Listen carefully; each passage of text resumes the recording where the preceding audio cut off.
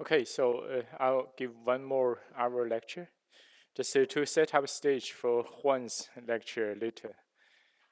So I will basically change topic because in the last 3 days, what we talked are the heavy quark symmetry stuff and the applications. Now, we have not really done any real calculation to compute any state, right? Although I show in the blackboard that we can derive certain interaction strength from the given symmetry, but we have not really solving any Schrodinger equation, so to see. We didn't solve the Riemann-Schwinger equation. So the next step to do real calculation would be to solve this kind of equations. And what we normally do is that we solve the Riemann-Schwinger equation, and then we find poles that from the solution of the Riemann-Schwinger equation. We find poles from the scattering amplitudes, and later Juan will talk about this specific systems in the baryon sector. That this kind of poles, how these where these poles are located in, and how these poles are interpreted. So for that, let me just introduce these concepts. Oh, I forgot. 能不能去办公室把把桌上我那个做的那个黎曼叶的那张纸拿过来 I just forgot some stuff I prepared. So for that, let's start from the basic introduction of the probably from introduction of the concept of S-metric, because this is only 1 hour, so it's a very crash course. So I will not go into that many details. So S-metrics. Right? So you probably heard about this in your quantum mechanics or quantum field theory course.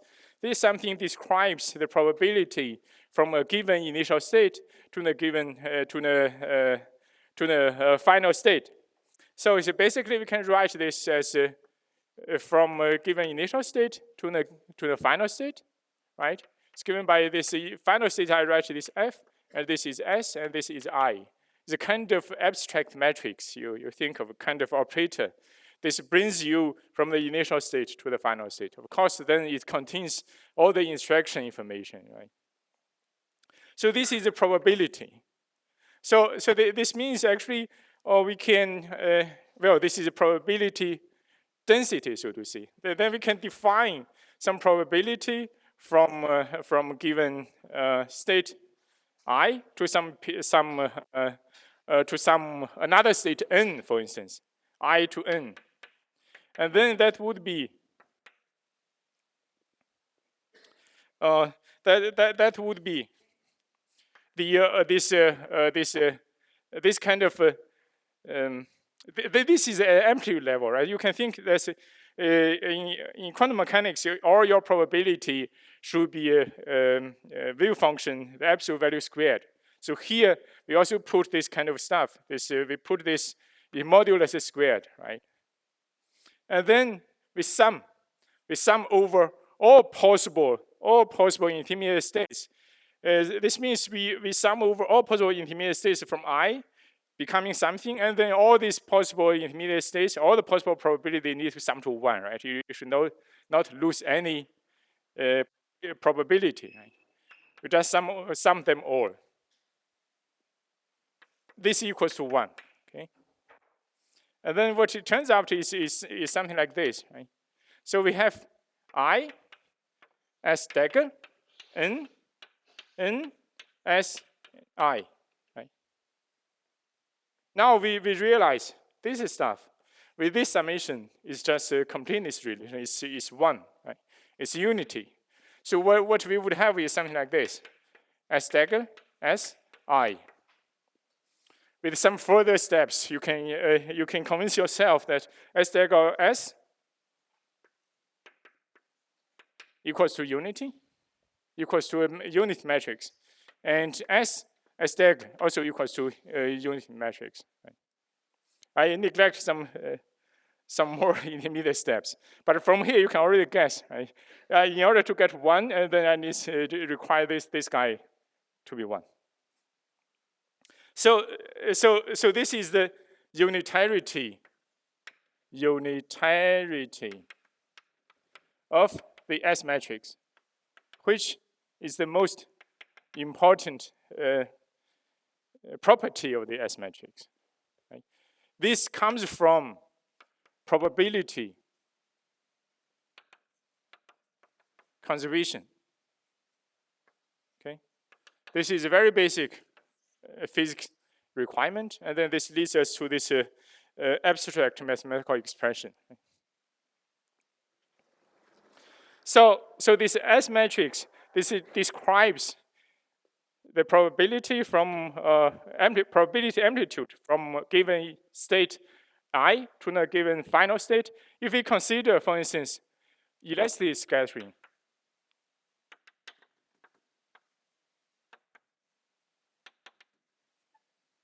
for instance, right? A two-body. So this means we consider A plus B going to A plus B. Now we can think these two particles, of course, they can just pass away, right? They can just pass, just go along the time, right? Maybe they do not have any interaction. Right? Of course, this S matrix, they should contain this kind of probability, right? They should contain this possibility, and then of course they can interact. And all the non-trivial information is contained in this part. So basically, we can separate this S matrix into two parts. First part is unit matrix. A second part is really containing all your interaction, which is the so-called transition matrix or T matrix.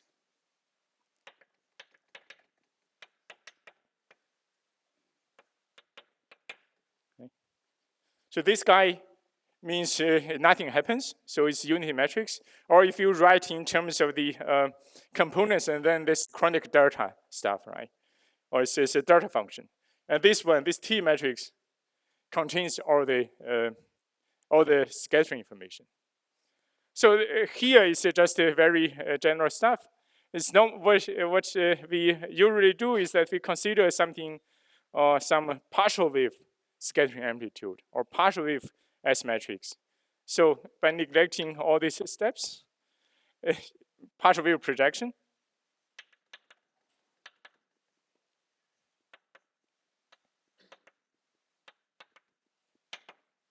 we goes from this S matrix and T matrix to given partial waves. Okay. Then we can define some partial wave S matrix equals to 1 plus I partial wave T matrix. And now there is one more some factor. It's called 2 rho, which is the so-called phase space factor. Now the partial wave stuff and everything, it depends on the energy of the system. The small s means the square of the energy squared in the center mass frame. Okay, and what this rho is 2-body phase space factor.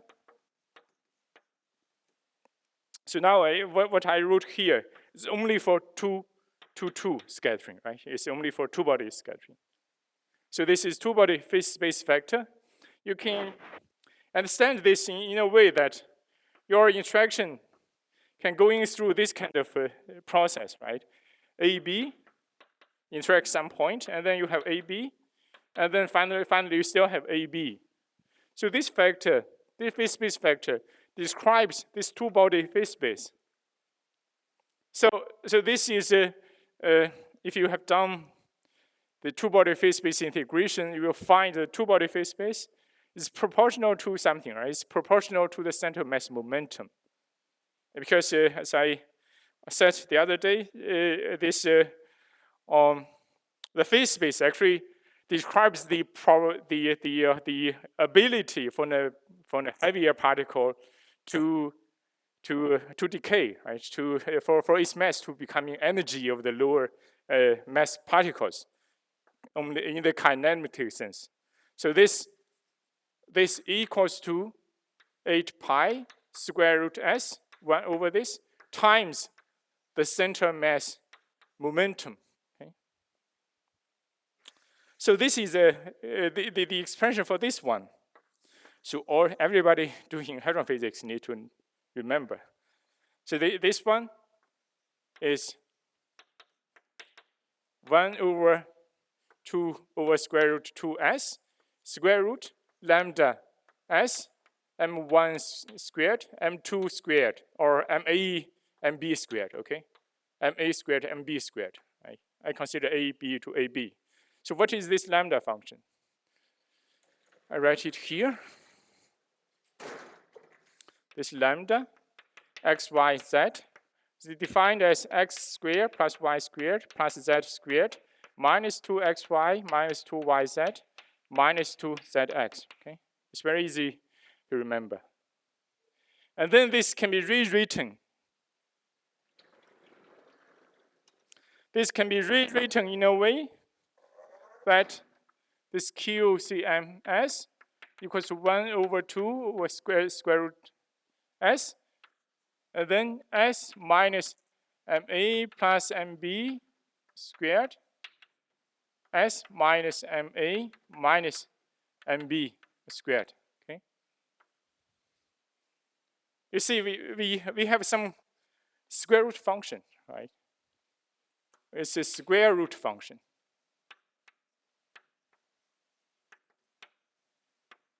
Actually, if you consider a system like the system that we talked about yesterday, we consider non-relativistic system. For non-relativistic system, which means your S, right? S is above MA plus MB squared, right? And then you can make a Taylor expansion, right? You can make a Taylor expansion of this guy. What you will get is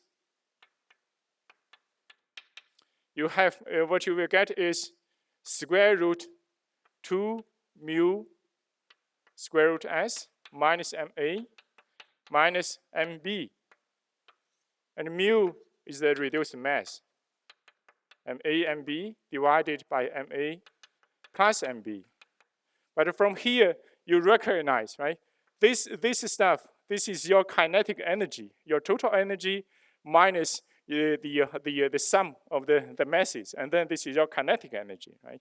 Your kinetic energy, and then of course it's given by 2 mu and QCM squared divided by 2 mu, right? Then you can recognize this. But here again, you see this is a square root function. So if you have been in the course of the compact analysis, we see the square root function is very special. It's a double valued functions, right? So it has two different values, because you take a square root, you can choose different signs, for instance. And then the square root function, we can have branch points. Okay. Where are the branch points? How many? Yes, and is there any other one? Branch points can never exist as a single one. It can never exist alone. There is another one. It's infinite. Yes. Right. We have 2 branch points. So we have 2 branch points. Yeah. Now we come to to this one. FENG Kun just brought me from my office that I prepared this morning. Okay. Now we have 2 branch points. One point is here, MA plus MB. Another point is here in infinity, right? So the infinity in complex analysis, if we consider the so-called extended Riemann sphere or extended complex plane, it's a Riemann sphere. All the infinite points you just stick together to form a kind of a sphere. It does not really matter which direction it points to. It's always the infinite point. And then between this point and the infinite point, we can draw a continuous line along any direction. And then this continuous line gives us the so-called 2 Riemann sheets. For instance, normally what we take is along the positive real axis, right? This is called branch cut. Branch cut. Okay, it's arbitrarily chosen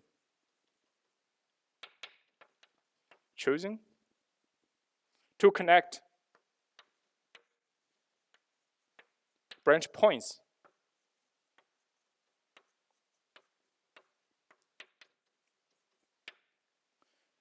So the convention is along the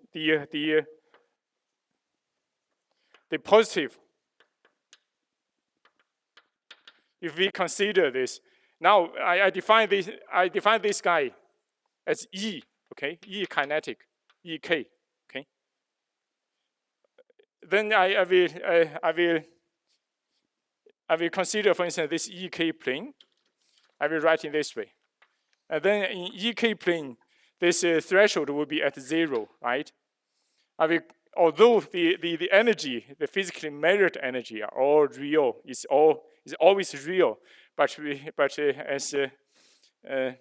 mathematics, we can always think to extend that to be a complex number. So to see, we can consider this as a real axis of the kinetic energy, the imaginary axis of the kinetic energy, right? Of course, this can be transformed into the real axis of the S, the center mass energy squared, the imaginary axis of the center mass energy squared of S. But for simplicity here, just use this EK. Okay. Now this has one cut, and then this introduces 2 Riemann sheets. Okay. So how does it goes, right? We have this, right? For instance, here we have the first Riemann sheet. Here we have the real axis, the cut, right? I cut it away, it's cut. We can go, for instance, from here. We make a rotation around this the threshold, and then we make rotation and it goes to here, and then it goes to another Riemann sheet, right?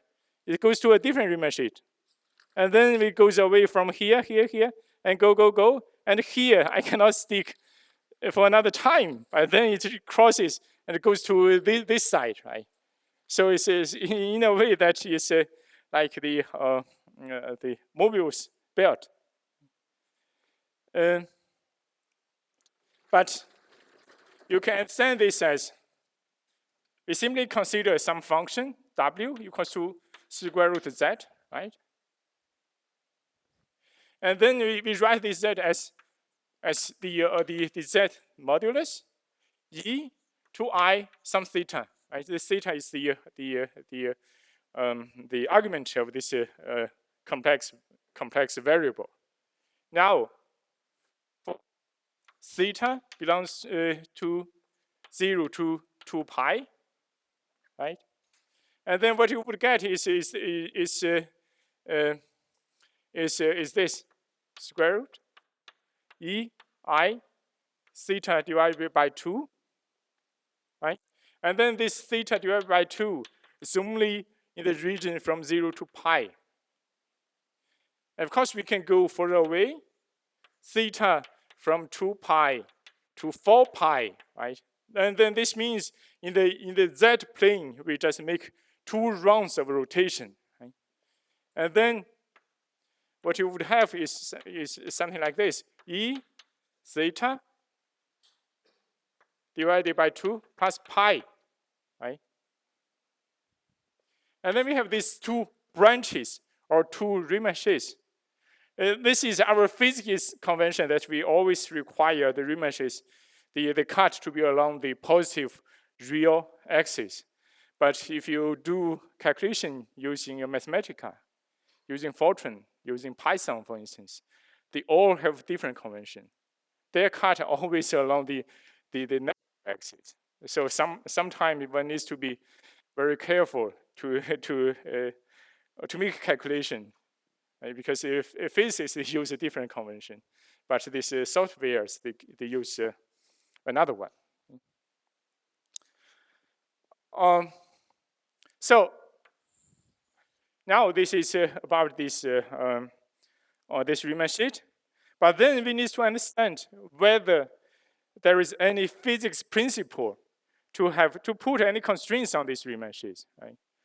It turns out there is one physical principle. It's called causality.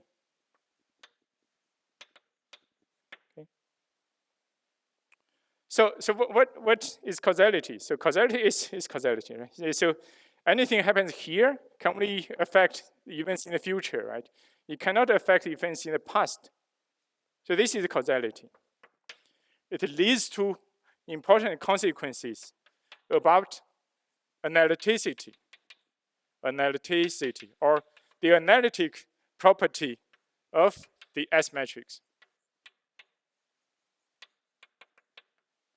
So how could this happen? Why this looks like this is so normal physics consideration leads to this such an abstract consequence in mathematics or in physics, right? So we can argue in this way. So it's a hand-waving argument, but we consider. So what causality means, right? Causality means if we consider some event in the past, I call this cause, right?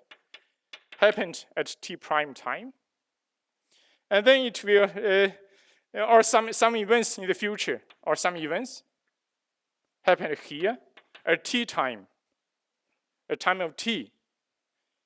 So now I'm teaching here. That's because I was doing physics. I was doing hadron physics. All the past events that I have done probably lead me that I got invited to teach here, right? And then these are all the events I have done, right? And then it propagates in time.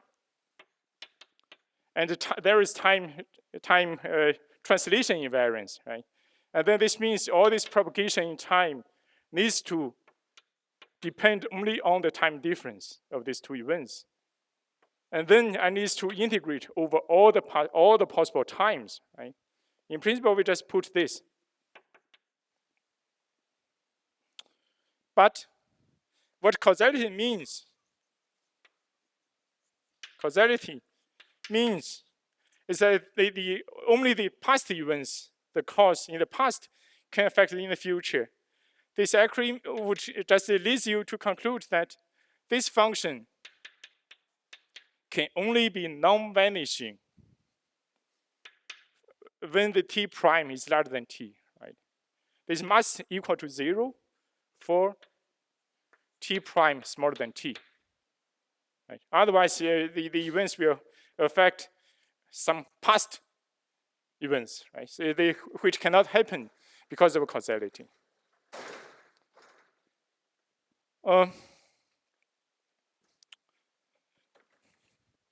And then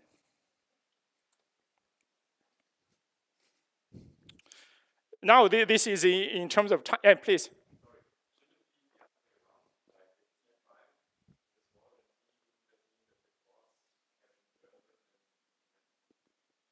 So this is the cause, right? Its effect is propagating in this way. So this means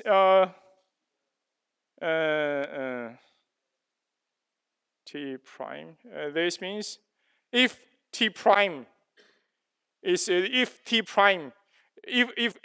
sorry, indeed, because I put t here. Thank you.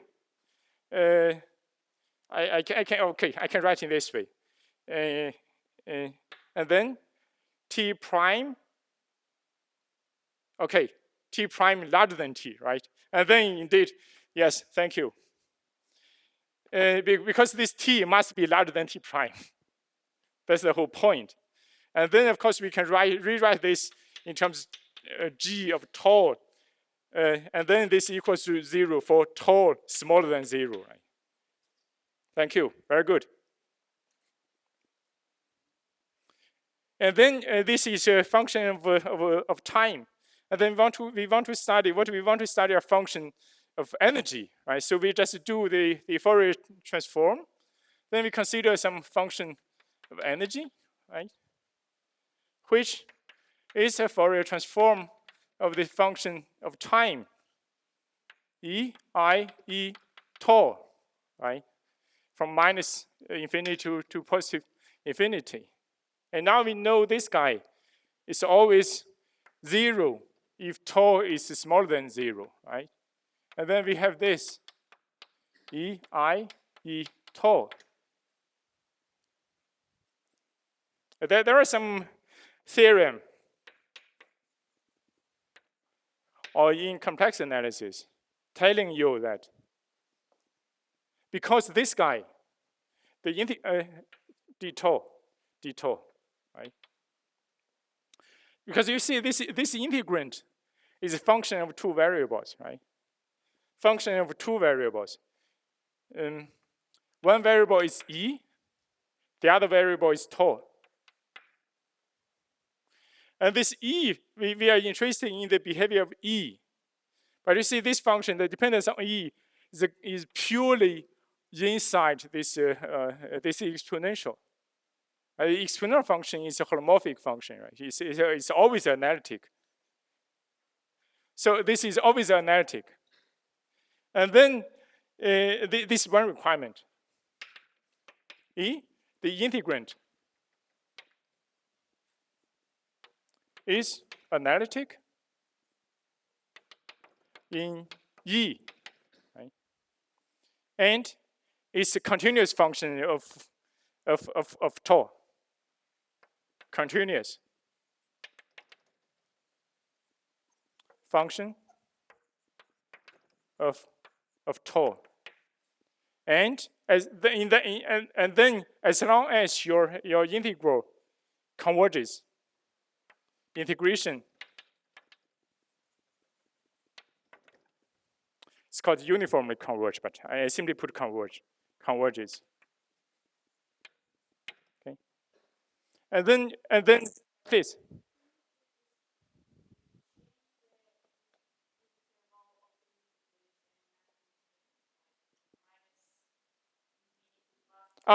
That is because the causality requires this. Okay. So this is from negative infinity to 0. This function is basically 0, and you multiply by some finite number, right? And then it's always 0. And then as long as this integral converges, and then or in the domain that this integral converges, in some domain.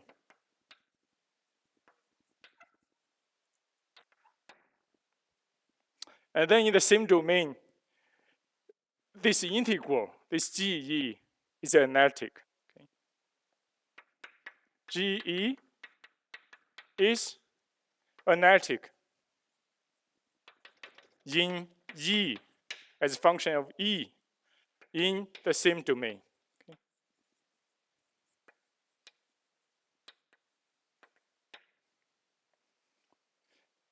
We can see from here, where does this integral converge? You see this tau is positive number, right? It's a positive number. Now we consider the complex E plane. in the upper half plane, right? All this upper half plane, you would have something like E to I. Upper half plane means positive I, imaginary part E, and then tau proportional to this. And this product is negative.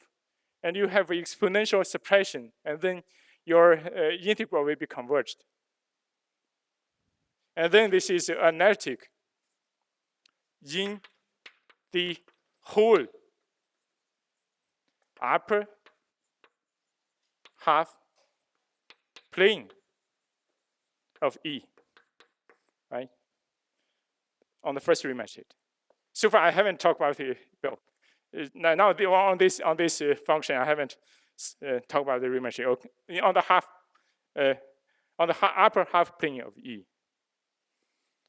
But then, if we make a connection to the amplitude, we'll find actually the amplitudes. They are this kind of function. So all this I just tell you without any derivation, right? So this amplitudes, for instance, or this I represent kind of amplitudes. They are the so-called, or the two-body, the 2 to 2 amplitudes. They are the so-called real analytic function. Real analytic function. What does this mean? So all these are abstract concepts, right? But what does this mean? This is actually is kind of a function. So the function, for instance, we still use G of E. So this is analytic in some domain.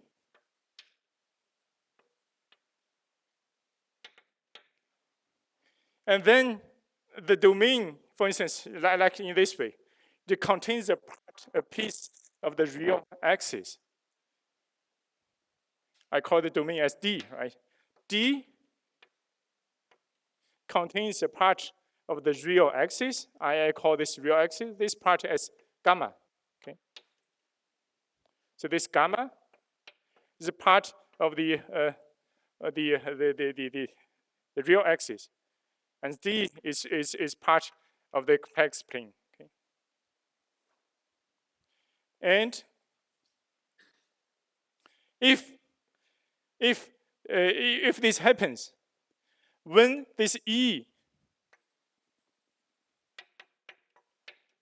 belongs to this part of a real axis, and then the function of E is real. Okay? And then we call this as a real analytic function. It satisfies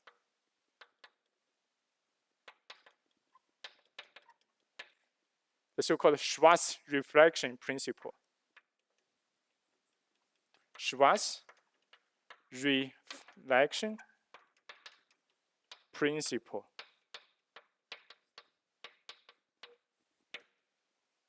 Principle.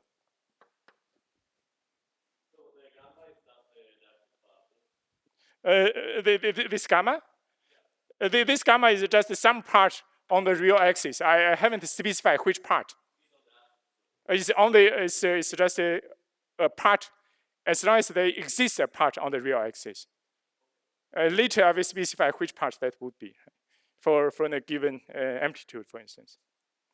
So this simply only means that the function has a part in its analytic domain when the variable is real. The value of the function is also real. Okay? As long as this exists, and then this function in its analytic domain containing this real segment, it should satisfy this principle. It's written like this.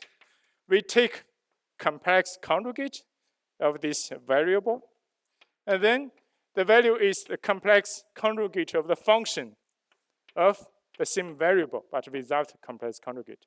Okay. So it satisfies this kind of mathematical theorem.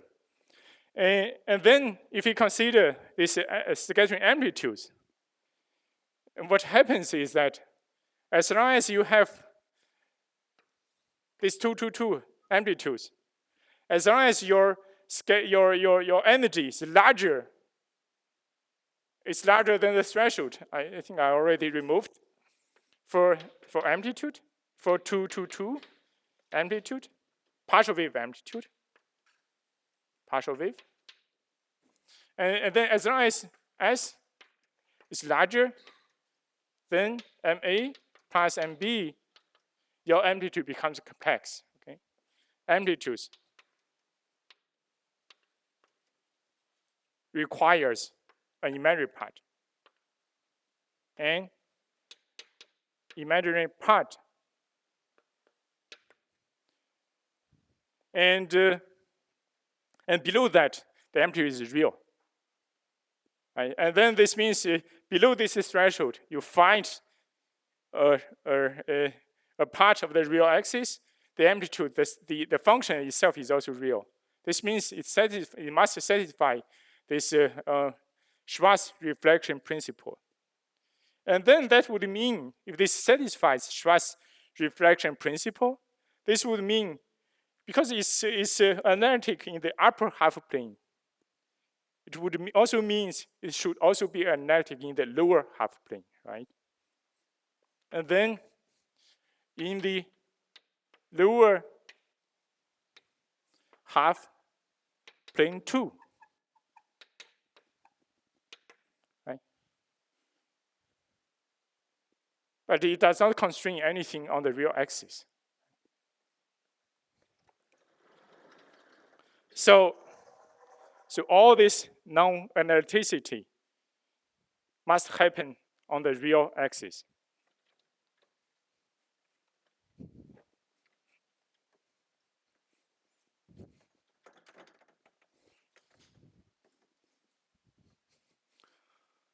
Non-analyticity, or the so-called singularity.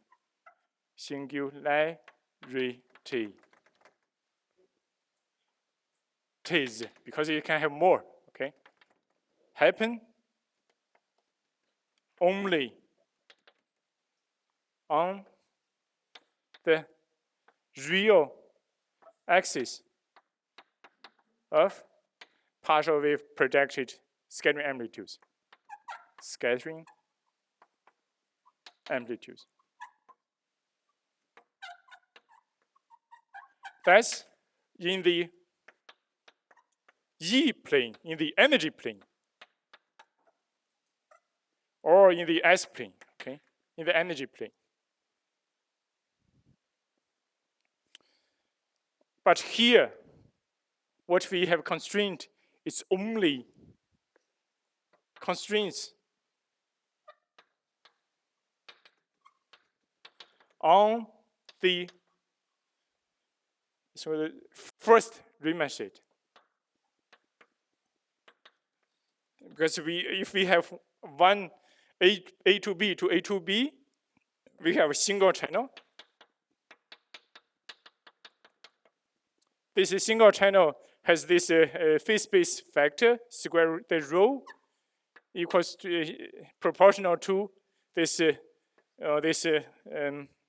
momentum Q, Cm, equals to square root mu, 2 mu, and this E, right? And now I simply write E, or some erased blackboard, I wrote EK, but it's the same stuff. For simplicity, just write that as E. Okay? Riemann sheet. But the amplitude, because the amplitude contains this factor, right? Or the S matrix contains this factor. And then it must have two different Riemann sheets, right? And then the S matrix, SL, or the TL, has two Riemann sheets. Has two Riemann.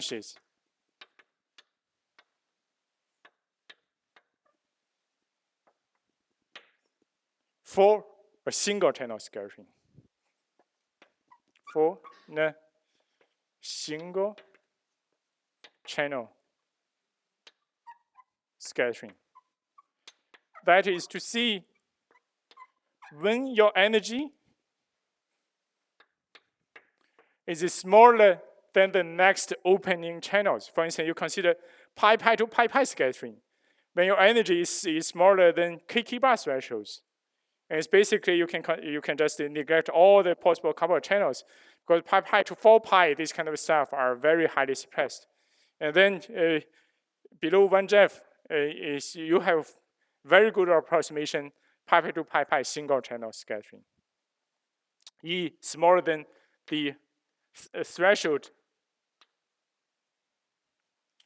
of the next higher channel.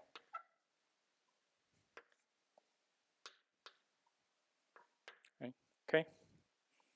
And of course, if you have one more channel open, then how many remeshes do you have? For instance, you have pi kk bar, this 2-channel problem. How many remeshes? Because each channel, for each channel, there will be a new center mass momentum, right?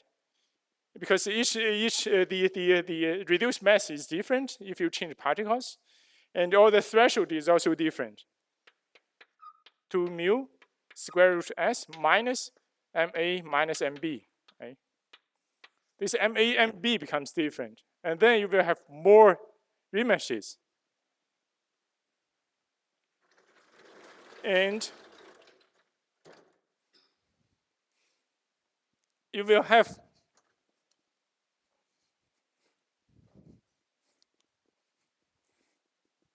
you will have 2 to the power n remeshes.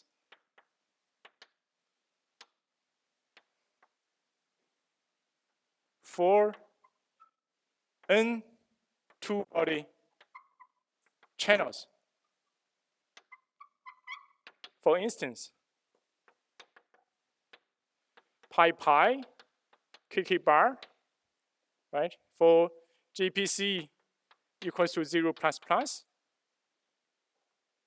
slightly above 1 Jeff, you have these 2 channels. And then Juan will talk about pi sigma. Sigma is a sigma baryon. This can couple to k bar nucleon, right? You can, if we consider the azimuth spin, the azimuth spin 0 channel, right? You have this, right? Pi sigma, you have k bar n, and then azimuth spin 0. And then for this you would have 4 Riemann sheets.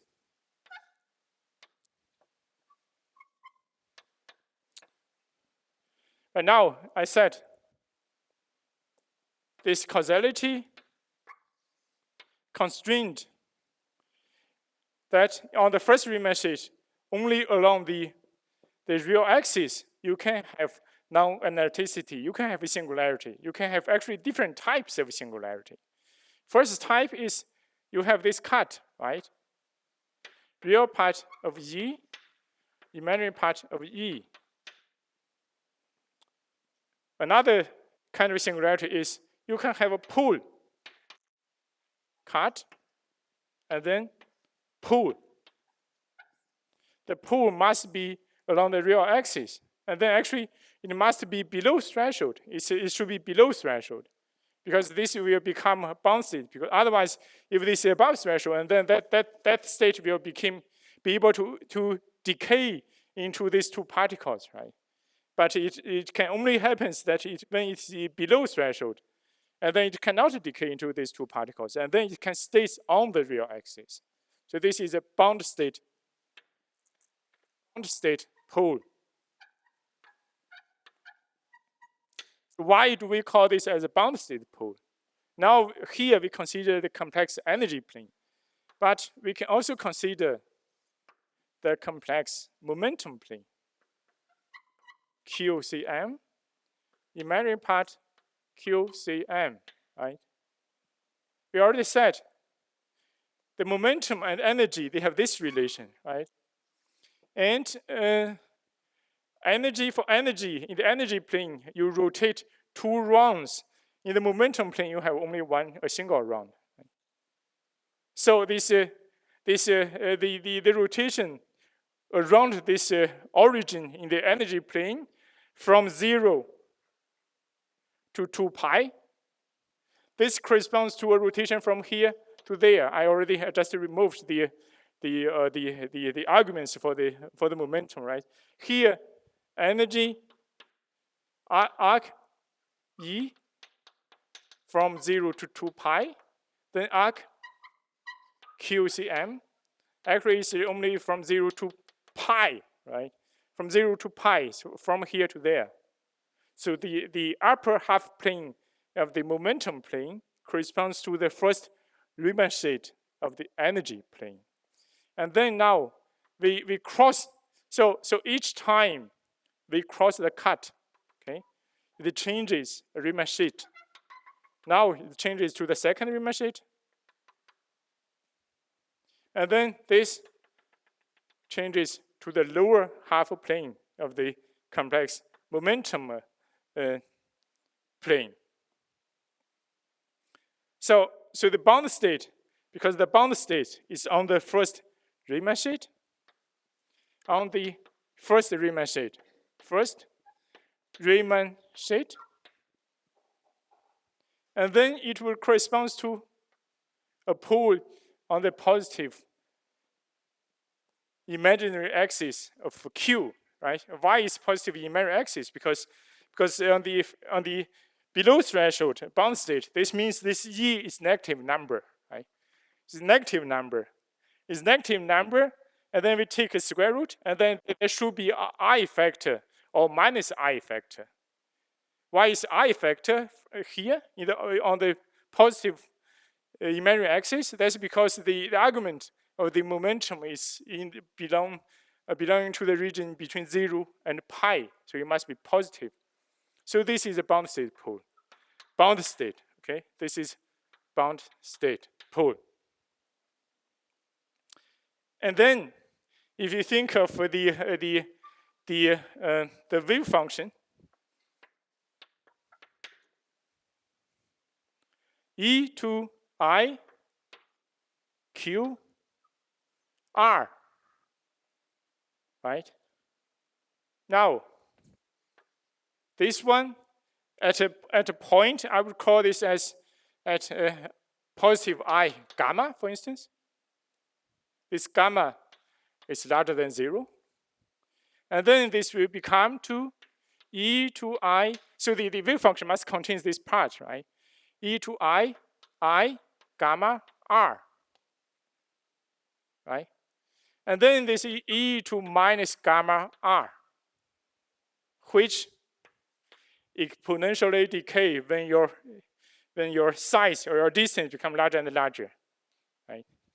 This means your wave function is only constrained in a very limited space. In a limited space.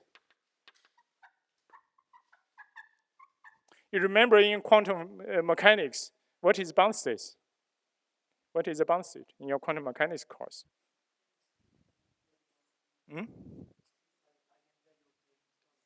Yeah, but the eigenvalue of the Hamiltonian also has continuum states, not bound state, right? So the crucial point is the boundary condition. The wave function goes to 0 at infinite distance. This means its wave function is constrained in a very small space in space, right? It's constrained in a space. The boundary condition for bound state is the wave function approaches 0 at some point. So this is exponential, and then it's exponential, right? When this becomes larger and larger, it's exponential decay to 0. So this becomes a bound. This means you get a bound state. Right?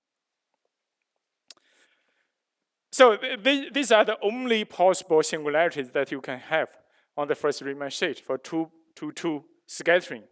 But on the second Riemann state, there is no any constraint. I think I can remove this part.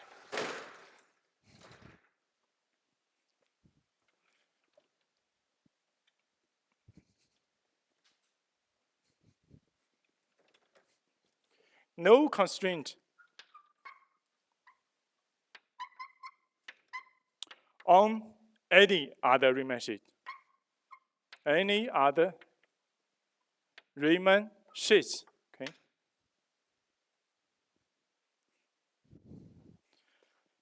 So the first Riemann sheet, sometimes we also call that as physical Riemann sheet.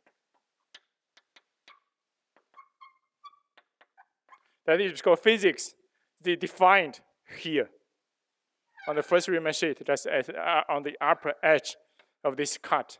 That's the physics happens here. Physics.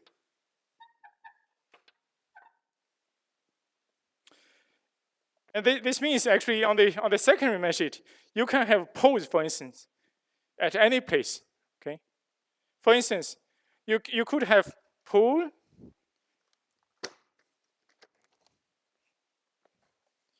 here on the second Riemann sheet. I use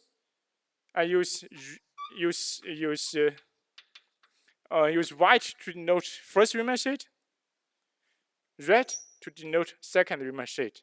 Okay. You can have a pole here. This is the so-called virtual state pole. Sometimes it's called anti-bond state pole. Why is anti-bond? Because this one, on the second Riemann sheet, you can imagine where in the complex momentum plane it is located, right? Where? In the second Riemann sheet, the difference is that S2 arc E, that's from 2 pi to 4 pi, right? Arc QCM, that is from pi to 2 pi, right? It's on the lower half plane.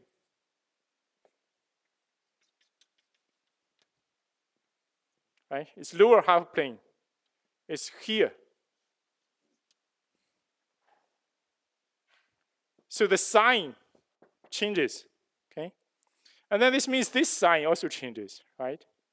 This would become, for a vertical state, would become e to positive some gamma I. This means its wave function is not normalizable.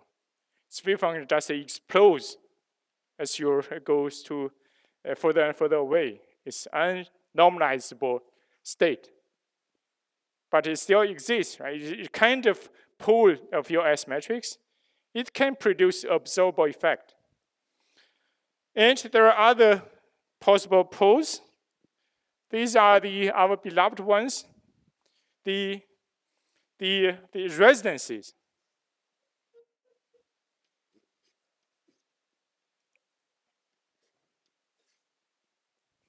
On the second Riemann sheet. So we have bound state on the first Riemann sheet, vertical state on the second Riemann sheet, and resonances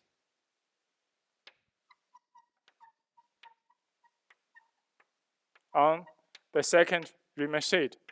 These two are on the real E axis.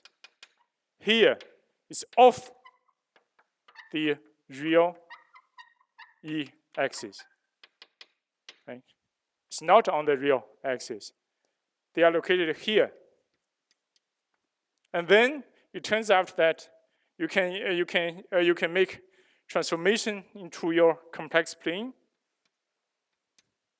These are located here, resonances. Why I always plot a pair of them? Is there a reason? The Schwarz reflection principle, right?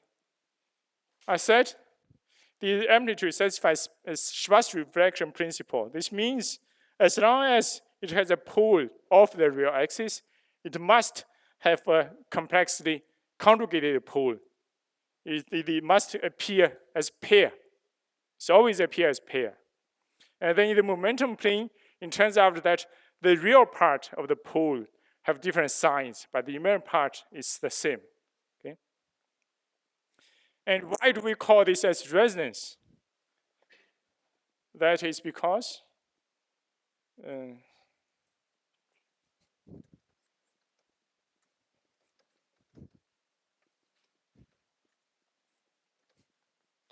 it only exists in a very short period of time. Okay?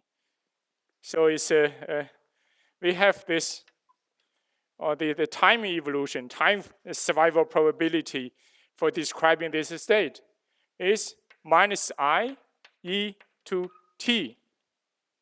Right? Now we have a pair of these poles. We have a pair.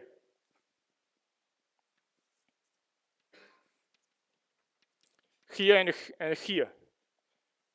Riemann state real part of E, imaginary part of E. Here is the threshold. And then, in a sense that these poles on the complex plane, in order for them to have an effect on the physics, they must reach the physical region, right? The physical region is where? It's along the real axis on the first Riemann sheet. So these poles must cross the cut to reach the physical region. When this one needs to cross the cut in this way, okay? And then it goes up, crossing the cut, and then it already reaches the physical region. But for this one, it's on the second Riemann sheet. In order for this guy to reach the physical region, it needs to circle around this threshold, right? Otherwise, it cannot cross this cut, because if it crosses this cut, it goes to downward. It goes to below this cut. But physical region is here, physical region. So it must go in this way, okay? So this means the path for this guy to reach the physical region is longer than the path of this one. That's why we always see the resonance, we consider the one located on the lower half plane. Okay? For instance, this one we would write as EP, as E pole, minus I gamma P divided by 2. This would be corresponding to the mass of the resonance. This is the width of the resonance. Okay? We put this value to this expression. We have minus I E EP minus I gamma P divided by 2 and T.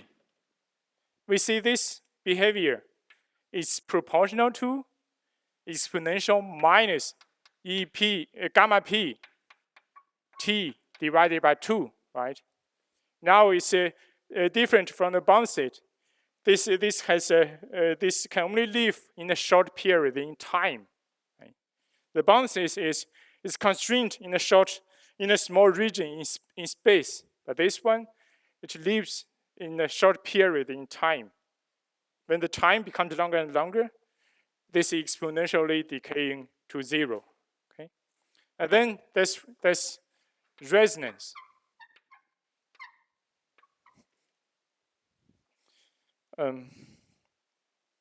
I think this would be the basic concepts. Of course, there are many, many more stuff on this very complicated stuff. I think here I already told you probably those that Juan will need in his tomorrow lectures to discussing different poles on different Riemann sheets. These are the basic concepts. I think I will stop here. And then for the next hour, Teng will take you to the tutorial for the exercise I left in the exercises sheet. Yeah, okay. Thank you.